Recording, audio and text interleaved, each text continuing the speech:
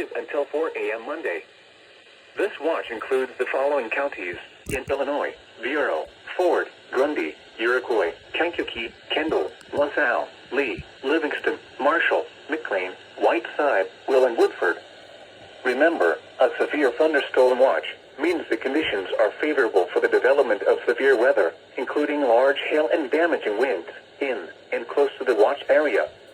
While severe weather may not be imminent, persons should remain alert for rapidly changing weather conditions and listen for later statements and possible warnings.